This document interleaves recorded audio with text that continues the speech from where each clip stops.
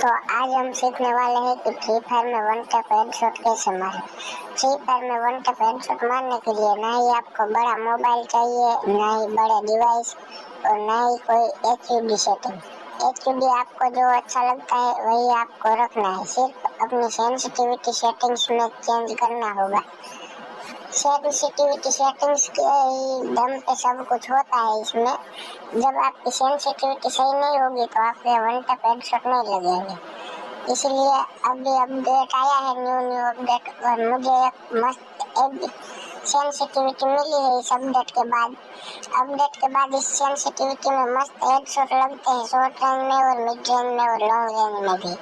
पर आपको सही से सेटिंग करना होगा, और अगर आपको वो सेंसिटिविटी सेटिंग्स चाहिए तो वीडियो में लास्ट तक देखना। वीडियो के लास्ट में मैंने वो सेंसिटिविटी सेटिंग्स आपको करके दिखाया है, उसमें से आप रख लेना।